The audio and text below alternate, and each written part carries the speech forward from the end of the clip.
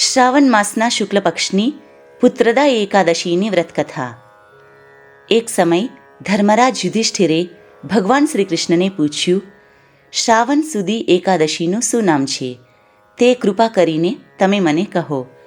ત્યારે ભગવાન શ્રી કૃષ્ણ બોલ્યા, હે રાજન, જેને સાંભળવાથી વાજપેયી યજ્ઞનું ફળ થાય છે અને જે સર્વ પાપોનો નાશ કરનારી છે, એવી ઉત્તમ કથા હું કહું છું, તે સાવધાન થઈને સાંભળો. પહેલાં દ્વાપર યુગના આરંભમાં માહિષ્મતી નગરમાં મહિજીત નામે રાજા રાજ્ય કરતો હતો, જે પુત્ર વગરનો હતો. તેથી તેને રાજ્ય હોવા છતાં પણ સુખચેન ન હતું, કારણ કે પુત્રરહિત પુરુષને આ લોકમાં કે પરલોકમાં ક્યાંય પણ સુખ નથી મળતું. એ રાજાએ પુત્ર થવા માટેના ઘણા ઉપાયો કર્યા અને ઉપાયો કરતાં કરતાંમાં જ વર્ષો પણ વીતી ગયા, તોય પુત્ર તો થયો જ નહીં કે જે પુત્રથી બધા લોકોને સુખ મળે છે. ઘડપણ આવેલું જોઈને રાજાને મનમાં વધારે ચિંતા થવા લાગી. તેથી તે રાજાએ ભરી સભામાં કહ્યું કે મેં આ જન્મમાં કોઈ પણ પાપ નથી કર્યું અને તેથી ખજાનામાં દ્રવ્ય ભેગું નથી કર્યું. કોઈ પણ દિવસે દેવનું કે બ્રાહ્મણનું દ્રવ્ય નથી લીધું. બીજાની થાપણ નથી પચાવી પાડી કે જેથી ઘણું જ પાપ થાય છે. મેં પુત્રવત પ્રજાનું પાલન કર્યું છે. પૃથ્વી ધર્મથી જીતી છે. અપરાધ કરનારા સંબંધી કે પુત્રને પણ શિક્ષા કરી છે. શિષ્ટ લોકોનો સત્કાર કર્યો છે, તેમજ દ્વેષીઓનો પણ સત્કાર જ કર્યો છે.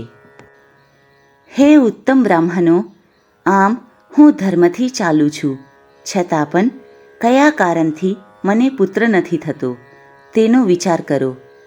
રાજાના આવા વચન સાંભળીને તેના કલ્યાણ માટે રાજપુરોહિત, બ્રાહ્મણો અને પ્રજાના કેટલાક આગેવાનો મળી વનમાં ગયા અને રાજાના હિત માટે ચારે તરફ પ્રયત્ન કરતા ફરતા ફરતા ઋષિઓના આશ્રમો જોવા લાગ્યા.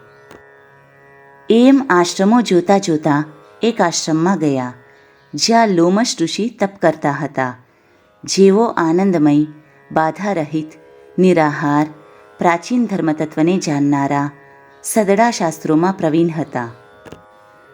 તેઓ ઘણા આયુવાળા, બ્રહ્મજ્ઞાની અને મહાત્મા હતા. તેમને મન અને ક્રોધને જીતી લીધેલા હતા.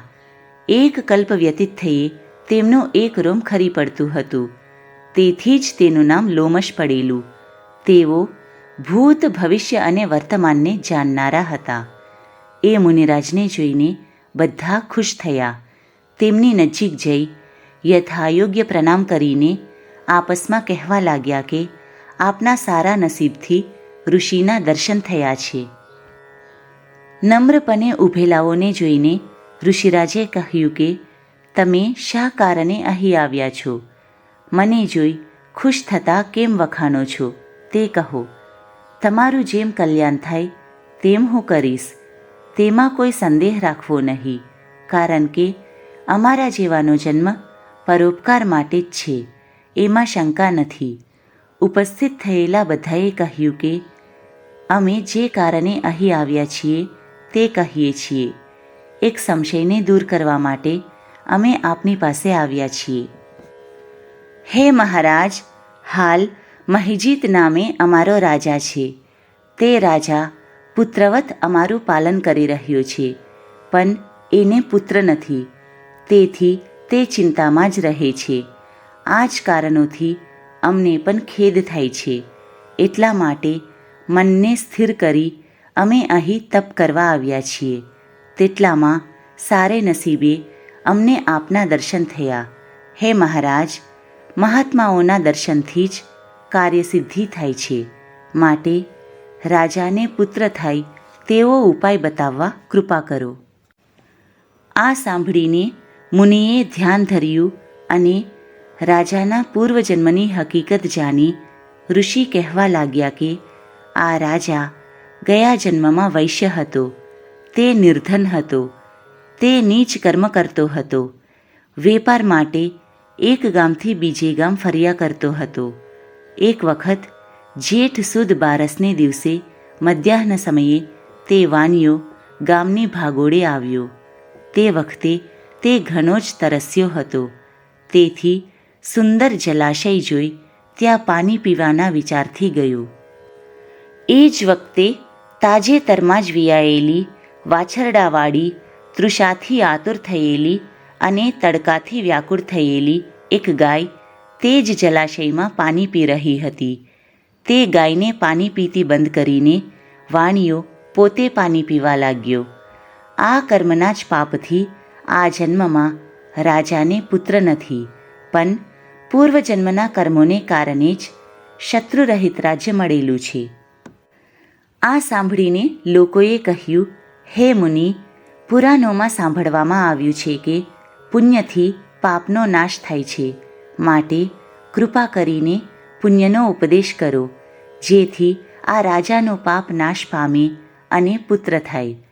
ત્યારે લોમશ ઋષિ બોલ્યા, શ્રાવણ સુદ એકાદશી જે પુત્રદા નામથી પ્રસિદ્ધ છે, તે એકાદશીનું વ્રત વિધિપૂર્વક બરાબર કરો અને જાગરણ પણ કરો. પછી એનું પુણ્ય રાજાને આપો.